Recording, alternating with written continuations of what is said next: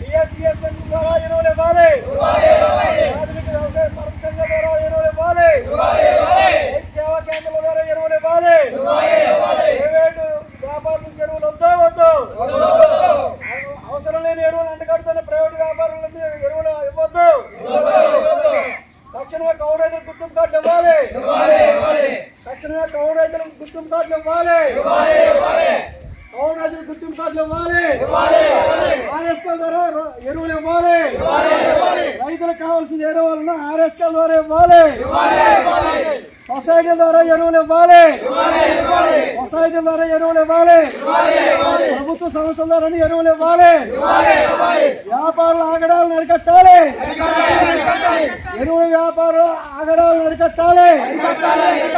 ఎరువుల వ్యాపారుల ఆగడాలను అరికట్టాలి. రైతులకు గుర్తింపు కార్డులు ఇవ్వాలి. రైతులకు గుర్తింపు కార్డులు ఇవ్వాలి. ఆర్ఎస్కే ద్వారా ఎరువులు ఇవ్వాలి.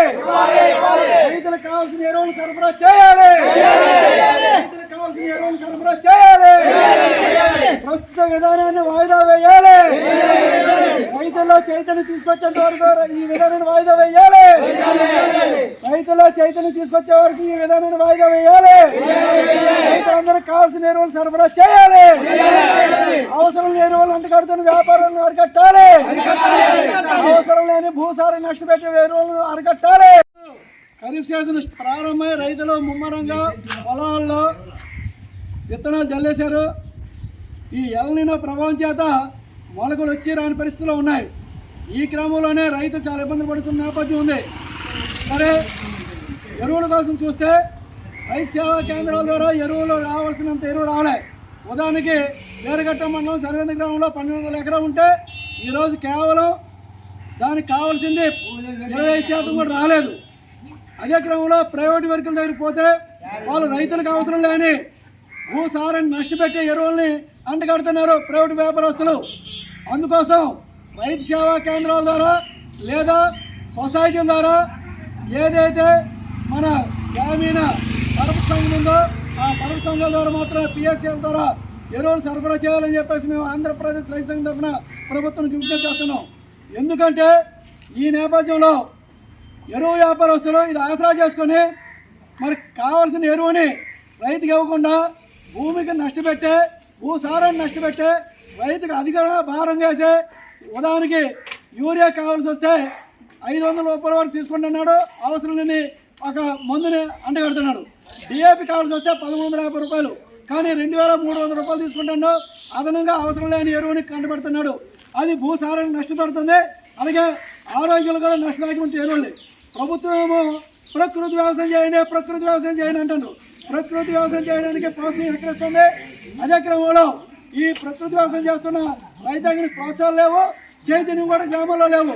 అదే క్రమంలో రైతుకు మాత్రం ఎరువులు వాడడం తగ్గించని చెప్పేసి దఫాయిస్తామని చెప్తుంది. ఇప్పుడు 90 పడటం లేదు, నెట్ అనేది బిజీగా ఉందని చెప్తుంది. అదే సమయంలో రోడ్డు చెప్పమంటున్నారు.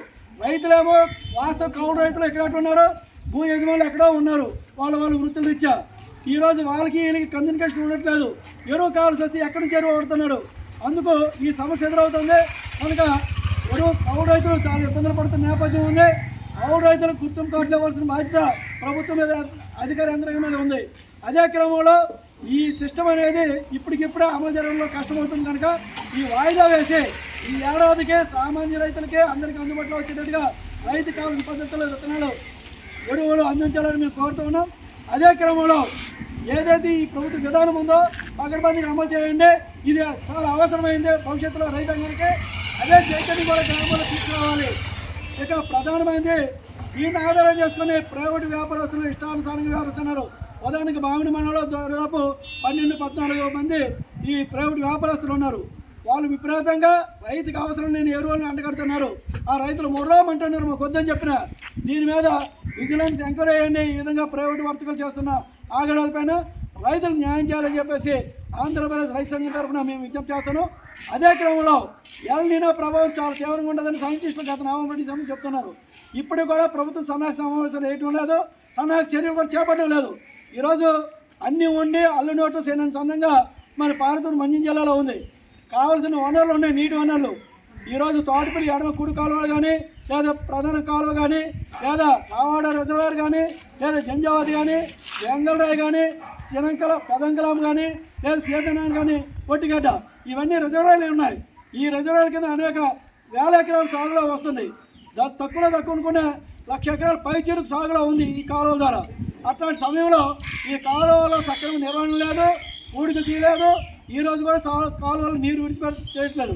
షటర్స్ ఎక్కడ వేసిన మంగళ అక్కడే ఉంది చెప్తున్నారు, కానీ ఆచరణలో ఇరిగేషన్ శాఖ మరి చూడడం లేదు. కనుక తక్షణమే ఇరిగేషను, వ్యవసాయ శాఖ, సివిల్ సప్లై, మార్కెటింగ్, ప్రైవేటు వ్యాపారులు, ఈ ఎరువులు పురుగు మందుల వ్యాపారులతో కలిపి సంయుక్త సమావేశం వేసి ఎల్ నినో ప్రభావం చేత ప్రత్యామ్నాయ పద్ధతుల్లో అమలు చేయడానికి, ఈ తప్పుడు పద్ధతిలో రైతులకు అవసరమైన ఎరువులను అంటగడుతున్న విషయాన్ని అంటగట్టడానికి, అలాగే భూసారం రక్షించడానికి ఈ ప్రభుత్వం విధానం ఏదో ఉందో దాన్ని అమలు చేయడానికి రైతులకు ఎరువులు సమస్య లేకుండా ఆర్ఎస్కేలకు అలాగే పిఎస్సిఎస్ సెంటర్ ద్వారా అందించాలని చెప్పేసి ఆంధ్రప్రదేశ్ రైతు సంఘం తరఫున ప్రభుత్వం డిమాండ్ చేస్తారు.